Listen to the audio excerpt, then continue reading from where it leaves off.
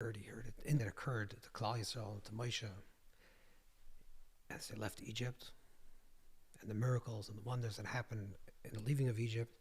And Yisro leaves the covet, leaves his honor, and comes to Moshe and to Klal Yisrael, the people of Israel, in the desert.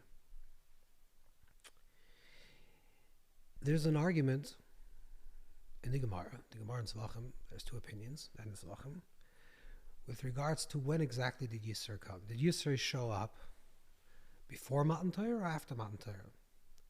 Did he come before the giving of the Torah or after the giving of the Torah? Yisro is, of course, the father-in-law of Moshe, and the story goes that he comes back together with his wife, with Moshe's wife and his children, Achashlucha, after he sent them away, and he returns, Yisro, or in English it's Jethro, he returns to Moshe Rabbeinu. He returns into the desert. And the question is, in the sequence, the way the Torah is written, last week's Parsha speaks about the story of going out of Mitzrayim and leaving Egypt and the splitting of the sea, and now they cross the sea, and now they're getting closer to Sinai.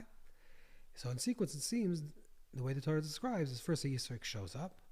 Yisro comes and sees that his son-in-law is involved from morning to evening with dispensing judgment, and he tells Moshe that it's not good for you, loy tov, it's not good, reminding him of the pasuk, the verse that says, loy tov levada, it's not good for a man to be alone, you have to live a married life, and it's not good to be alone, and Navatubal, you're going to get this, you're going to be disgusted eventually from doing this, working so hard, so you should set up a system of judgment, of judges. And then the Torah describes, the highlight of the Parsha, the Torah describes Matan Torah, the giving of the Torah. So the question is, in sequence it seems, that Yisro shows up before Matan Torah, and then after the story of setting up the judges is the story of the episode of the giving of the Torah. This is where it seems in sequence. The other opinion in Gemara is that no, that Yisro mucham Torah, there's no strict chronological order in the Torah, and therefore Yisro, really this story of Yisro showing up and creating a system of judges, which can only happen after the revealing of the Torah, really happens after Matan Torah. This is the question. Rashi, the classic commentator of the Torah, who generally follows Pshuta Mikra, the literal interpretation of the psukim of the verses, according to the way the Medrash understands, says that Yisro shows up after Matan Torah. Because according to Pshat, it seems that he would show up after Matan Torah, because how could he set up a system of judges if there is no justice, a justice system if there's no Torah, if there's no law? So Rashi holds like the opinion that says that Yisro shows up after Matan Torah. The Ramban, the other classic commentator, Moshe ben Nachman, the Ramban, who lived a little after Rashi and in Spain and in France, the Ramban writes that no, that it's in sequence, that you have to read it, and this is the opinion generally in the Ramban throughout the entire Torah. The Ramban generally tries to follow interpret the Torah according to its sequence. And we don't say generally the principle of a mukta mukhbar Torah, only if you need to. And generally we try to follow the sequence. So the Ramban holds that Yisro shows up before Matan Torah. The Zohar in this week's Parsha, Parsha Yisro, opens up and describes Yisro showing up. Vishma Yisro shows up. The Zohar asks the question, how come only Yisro, if everyone heard all the miracles that happened, Shamanam and all the nations heard, but Yisro is really the one that really heard and made a move, and it moved his heart, like the Zohar says, and he shows up. And the Zohar not only confirms the opinion that says that Yisro shows up before Matan Torah, but according to the Zohar, it's integral for the giving of the Torah that Yisro should show up before. In order for Matan Torah to occur in a proper way, in an assimilated way, in an integrated way, in a wholesome way, in order for the Torah to really seep in and to be transformative, Yisro first had to show up. So when the Torah describes Yisro showing up before Matan Torah, before the giving of the Torah, it's not incidental and it's not coincidental, but it's intentional. That Yisro showing up, not just that he shows up before Matan Torah, like the other opinion in the Gemara, he just shows up before Matan Torah, but Yisro needs to show up. In order for Matan Torah to occur, Yisro has to show up. This is the hashkacha, this is the essential nature of reading the Torah, is that every single thing that the Torah describes, and we'll see this is the way the Zohar reads this, everything in life is not in the peripheral, but part of the essential. And it's essential for Yisro to show up before the giving of the Torah. Now the word Yisro comes from the word Yeser. Yeser means extra. And Chazal say that the reason why he's called Yisro, because he has many names, the reason why he's called Yisro is Sheyeser Parsha Achas B'Torah, because he added, Rashi brings it down as well, Sheyeser Parsha Achas B'Torah, because he added an extra Parsha in the Torah. He added something to the Torah. So Yisro adds something. Yisro embodies the quality of excess, or the body of the external, of the extra. In fact, Yisro also is a ger. Yisro is a convert. So Yisro is someone that's coming from the outside as an extra and entering into Klal Yisrael. The same thing also we see with Rus. Like the Magal HaMukas and others that they can bring out that draw an analogy and say that you can see that the name in both Yisro and in Ruth you have the letters Reish Vav Tav, which is 606 plus the 7 mitzvahs is 613. The idea of Rus, and also Rus, Chazal say that Rus is the other famous convert, the woman convert, the grandmother of David HaMelech, King David. And Chazal say, the Gemara says in Brachas, that why is Rus called Rus? Sharava Kadosh Baruch Hu b'Brachas, that she was the patriarch, the matriarch of the family of David HaMelech, who saturated Kadosh Baruch Hu Hashem with tishbachas, with praise, which means that she also comes from the idea of extra, that the idea of excess. So there's, to use an analogy, there's the play, there's the major actors in this film, in this play. That's Bnei Yisrael, that's the people of Israel, Klal Yisrael, that were in Mitzrayim, that were enslaved in Egypt, and now we're freed, and now about to receive the Torah. And Yisro, who is a convert, which means extra, is an extra to the place, someone that comes from the outside, from the external, and he comes, and it says that Yeser Parsha Torah, he becomes part of the Torah. He becomes the essential part of the Torah, and like the Zohar says, that not only becomes an essential part of Torah, that what he teaches becomes part of Torah. Till Moshe, when he repeats the story of setting up a system of justice, repeats it in his own name in Parshas Devarim, in the beginning of Devarim, which means it becomes part of the essential part of Torah, not just an idea of Yisro, but not only is the teaching part of Torah, but Yisro himself, the coming of Yisro, the showing up of Yisro, is essential for the giving of Torah. We have to understand why and how.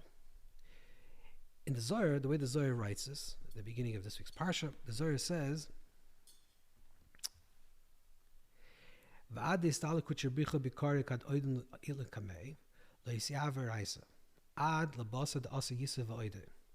the Torah was not being able to be given until the point where Yisro shows up and he confirms and he submits and says, now I know. Yisro being the great Kohen Midian, the priest of Midianites, comes and says, now I know, the greatest God beyond all the forces of the world. Then at that point,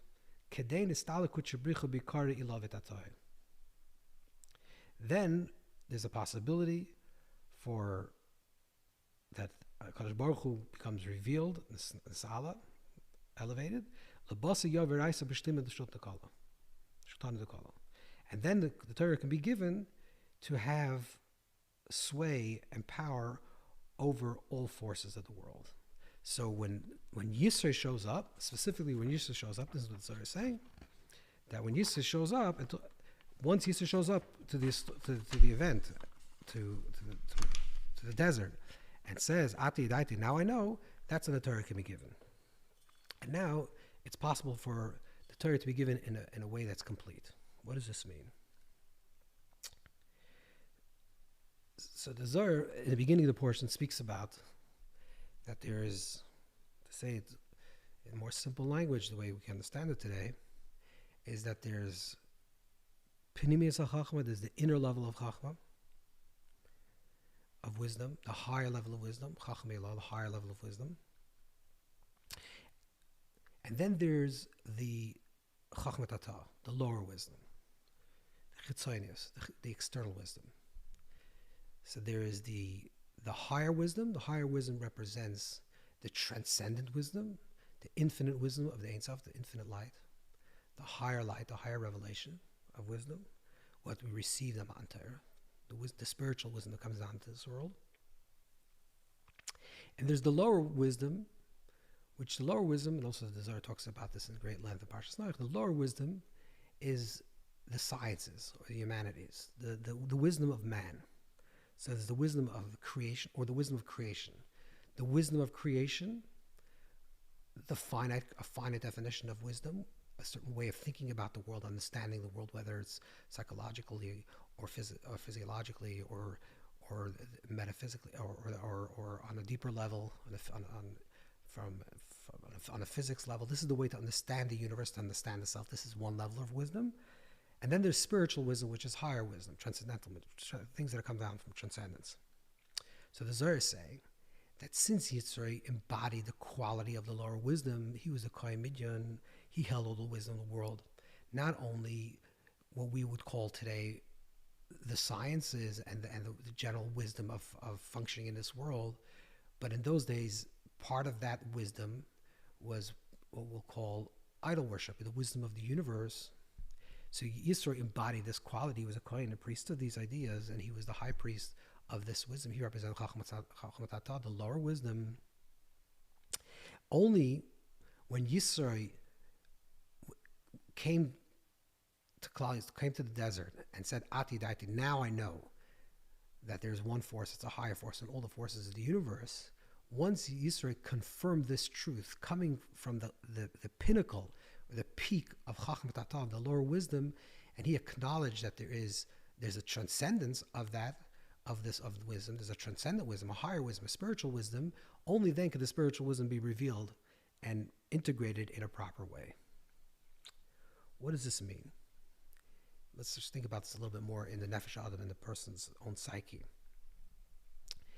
There's the external part of man, or what we can consider an external part of man, external part of self, which is our body, and the world of our bodily sensations and the world of our five senses. This is one level of self. The humanistic part of a self. This is the anushias, what makes us a human being. There's that part of self. And we also have a higher part of self, which is connected more to our soul, to our neshama, to our soul, which is the spiritual part of self. And often, unfortunately, even by defining it this way and saying that there are two parts of self, creates a certain dichotomy, a certain separation, which means that we feel that there is the humanistic part of it, the experiences of life. As a human being, I feel certain things on a human level, whether it's through my sensations or my senses or my understanding of the workings of the world, or even my body, what my body is telling me to be true. This is one level of wisdom that we have. And then there's a higher wisdom that we live by, which is a wisdom that comes from transcendence, something that comes from above, which we open ourselves up to receive. And when we live with an awareness or a certain type of level of consciousness where these two are separated from each other, which is that there's the part of self which is my anushias, which is my human part of self, and there's a part of self which is my Yiddishkeit, my spiritual practice. The way I practice Judaism is my spiritual part of self, and they're separated from each other. So there's a dichotomy, and the dichotomy then is experienced as a type of inner anxiety and tension between. There's a bifurcation between my self as my human self and myself as a spiritual self. And it feels as if the spiritual reality of life, of Torah and mitzvahs, the spiritual wisdom of the higher wisdom that's being received, is sort of superimposed and overwhelms my anushias, overwhelms my humanity. And then there are almost two forces that are working. And therefore it creates a lot of tension and anxiety, because what are the two forces? On one hand, I feel like on my physical level of self, on the level of my bodily and on sensations and through my senses, I feel this to be true, and this is what I should be doing. And then there is something that's sort of superimposed on my humanity, and that obliterates my humanity and cancels out my humanity. That's the spiritual side of self that says, even though I feel a certain way to be a human being, a certain way to experience life, have the superimposed truth, which is a higher truth that has to overwhelm my lower truth and cancel it out. And that creates a lot of tension and anxiety because you're experiencing Yiddishkeit, you're experiencing Judaism, you're experiencing the Torah in a way that there's a conflict. There's a conflict between lower self and higher self. But what the Torah is saying, that Yisro has to show up, Yisro who represents the Chitzonis, the external, the Yeser, something that seems to be the external, the extra, but yet Yeser, Parsha of Yisro is essential part of the Torah, is that in order for the Torah to be received in the language of the Zohar to be complete, both in the upper and the lower realms, to be a Torah Shlema, a complete Torah, it has to be received in our humanity. To say it a little bit different is there's the Derech Eretz part of life.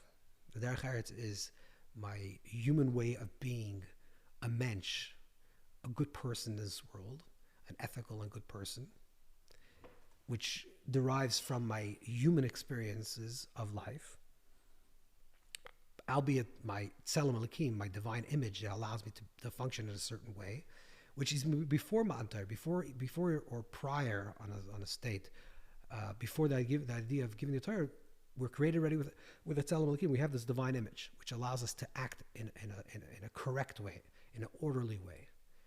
This divine image allows us to have free choice, to be ethical and to be human. And on top of that, it's not at the expense of it, but on top of that, Matan Torah gives us the Tzelem Hashem. That Matan Torah is not only Tzelem Elokim, not only Tzelem, the divine image of the name of Elokim, which is of nature and of proper function within the world of Derech Eretz, the workings of the world, but on top of that, we receive also the Tzelem Hashem. What this means is that the Torah was given, and the Torah is given, because every moment we're receiving the Torah from new, the Torah is given in a way that has to expand the human experience, not to supplement the human experience. To expand what it means to be human on the highest level is to be fully human and then become divine, not to exchange our humanity for our being a divine self. And that's when there is this type of bifurcation, this type of separation, this creates a lot of anxiety and tension within our own consciousness, because we're not experiencing it from within the depth of the human being, from the depth of what it means to be human. The Torah is a completion of the human being. It's completing us in the highest possible way. The Torah is a Torah Echas. It's a one Torah that seeps and saturates every single element of our being. It's not that there's a us, there's a nushias of a person, there's a human aspect of the person. And sometimes, unfortunately, people practice sometimes Yiddishkeit in a way where it seems that it's the opposite of what it means to be human. There's like there's the human experiences of what they experience in life, and say, but now I'm going to push away my humanity and I'm going to do this in an unhuman way. But that's not what the Torah wants. That's not what the Torah wants. In order for the Torah to be received in its fullness, to permeate and to truly transform us completely, it has to be a completion of who we are. Then the Torah becomes complete. Then it's a Torah Shlema, like the idea, similar to the idea of Tshuva Shlema. Tshuva Shlema, complete repentance, complete transformation, is when the wholeness of self is transformed. Because what is this really saying? What is the Zohar saying? That Yisro has to show up. Yisro, who specifically represents someone from the outside, apparently from the outside, from a certain paradigm, seeing things from the inside and the outside. Yisro represents the outside. The outside becomes the inside. And it becomes part of the Torah, because the Torah is only complete when it completely saturates both the inside and the outside and the inside both become one. When there is no separation, when my fullness of self, when practicing Torah, receiving Torah in a correct way, allows me to be the optimal human being in this world, the most human in the highest possible level, and the least animalistic. So if you take that even to a higher level, not only to be a human with free choice, but to be a human that's spiritually attuned and connected to HaKadosh Baruch Hu, to connect to Hashem with Vekas, is the maximum possibility of the human being. So it's not in exchange for our humanity, but it's the expansion of our humanity. And what the idea of Yisro is saying is that there is no Yeser. There is no external, because the external is also part of Torah. And in order for the Torah to receive, the external has to become part of the Torah. The external, literally the person, Yisro, and represents also his human interpretation of events and solutions of an event, which is he sees that Moshe is working really hard and says maybe set up a system of justice, which is a human participatory explanation to the way justice should be set up. And the Torah says that is correct.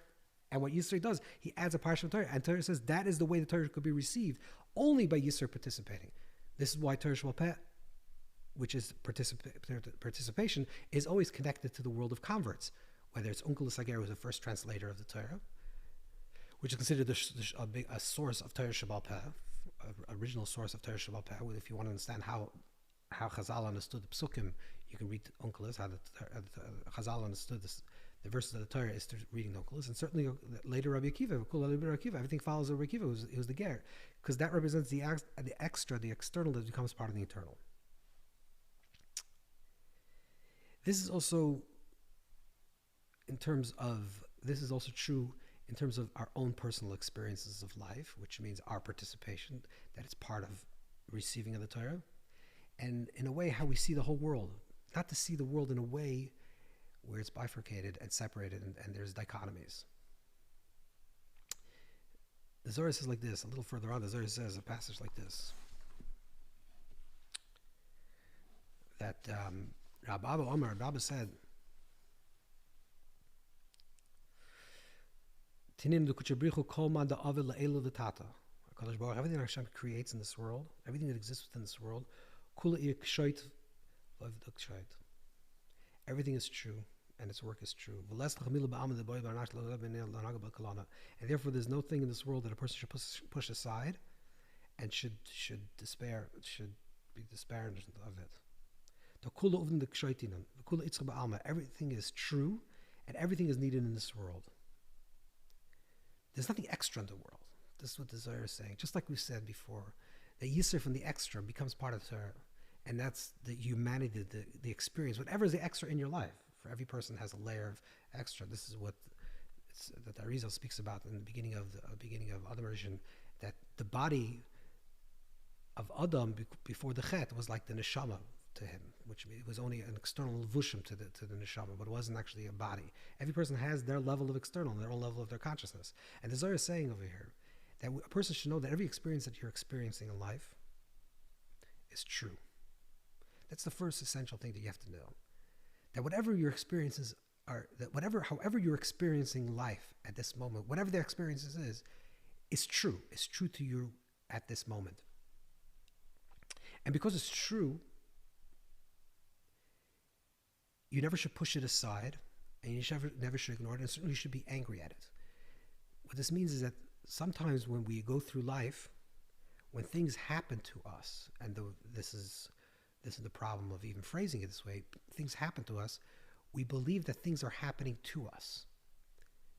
That there's an external world, and there's my internal world, which is truth, and this external thing is being imposed into my internal world. And then what you want to do, if you're upset at what this external reality is being projected into your world, you want to push it aside. And what does the Zohar say? The Zohar says that there is no external world. There's nothing extra. There's no parts of the film that you're observing in your life, which is of course dependent on the level of your consciousness at this moment, that's an extra part of your experience. Everything that you're seeing in your screen of vision, your screen of your perceptions and your senses, your life that's being presented to you at any moment is exactly what has to be presented to you at every moment. Whatever you're seeing, you're meant to be seen. And it's true to your experience of what you're experiencing right now. You can't say, I'm having this little feeling and it's really untrue to my experience. It is true. It's true to your experiences right now because of your level of consciousness. There's nothing extra.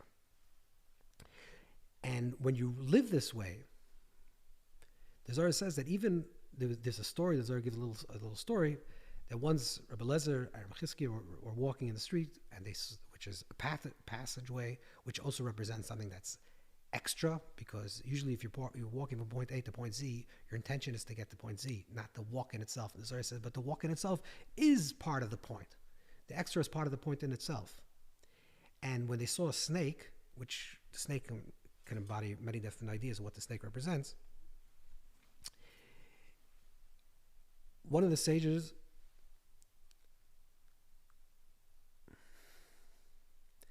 Rabbi Chizkiah got up to kill it. And Rabbi Lezer says, don't kill the snake. And he tells him, because not that the snake he tells him that the snake is going to kill, the snake is going to do harm. So he tells him that the snake doesn't do harm on its own. The snake is only a messenger from Hashem. Which means everything you're experiencing is intentional. Every single experience is intentional. The first thing is not to resist the experience. Most times when people have an experience that's difficult for them, they see a snake in their life, whatever the snake represents, something that's difficult and complicated, something that seems to be dark, and the opposite of life, something that wants to take life. The first reaction to this, and it's a reaction, it's reactive. The first reaction to this, let me push it aside. Let me kill it. Let me push it aside. Says Sarah's of Lezer, don't push it aside. Don't push it aside, because you should know that everything that you're seeing in your screen, every experience that you're having is true. And if you're having, that's the first number, that's the first level, just to recognize that there's truth to it. And then you have to ask yourself, so why am I seeing this truth? Why am I bumping up against this darkness? What's the intention of this? Because you have to recognize that every single thing in life is essential. And like the Zohar says, if the world would not need this, if you would not need this, this will not happen to you.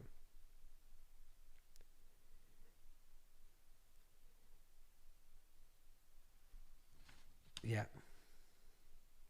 And he says sometimes this hardship that you're experiencing, sometimes this hardship that you're experiencing is warding off another hardship.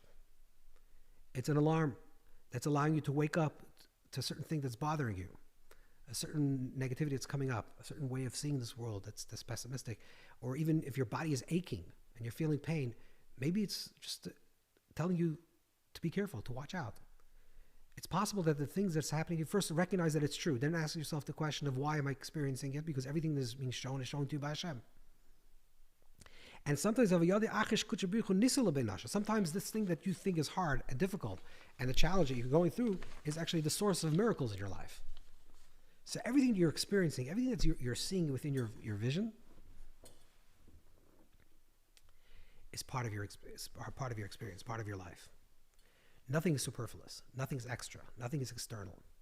If you're seeing something, you're experiencing something, recognize that it's true to you at this moment. Hashem created this reality for you. God created this reality for you. The Creator is showing you this reality to you because you need it right at this moment, and it's true. And you always have to be engaged in life, not from a reactive place, which means I see a snake, I really want to kill it right now. And this is a metaphor for any type of difficulties. I really want to push it aside. I really want to kill off this thing. And sometimes the Zohar says, just stop and recognize that it's true. I need to see it. This is an experience that I need to have. It's not an extra in my life. If it's not an extra in my life, then I have to ask myself the question, so why am I seeing it? What is it trying to tell me? If I'm experiencing pain, maybe it's so I should become more aware of my body. And my body's telling me that there's something that's deeper wrong in my body. But every type of experience is nothing external. And that's like the Zohar starts in the beginning of the Parsha and telling us there's nothing external. Yisro, which represents the external, which you could call him the external because Yisro, he's extra, is part of the Torah. And the foundation of Torah is that it should be received in the extras of life, which means that the extras of life, which we see as the external, should be part and included within the pneumius, within the internal, because nothing is superfluous, because everything is essential. Just like in the states of our consciousness and the things that we observe in every single aspect of our life, we have to recognize that our entire being of self, the fullness of self, what we sometimes see as extras, whether it's in our own consciousness or whether it's the difficulties that we're experiencing, or whether it's sometimes dichotomy within our own levels of consciousness between the level of our soul and the level of our body. It says Zohar that in order for us to receive the Torah correctly, in order for it to be a matan Torah b'shleimus, in order to be a complete receiving of the Torah in a wholesome way, in a holy way, in a full way, in the fullness of the experience, we have to recognize that the Torah comes to this world not as an extra, a superimposed truth that's imposed onto humanity. The Torah is the essential truth of reality. The Torah is the foundation of reality, is the blueprint of reality. It's not superimposed onto reality. It's not something that's overwhelming my personality. It's expanding my personality. It's enlarging myself. So we look at the Torah as something that's not negating itself, but it's enlarging myself. Something that's making me more human, more self, more holy, more expansive. Then we truly receive the Torah in a correct way, in a shalom way, in a wholesome way.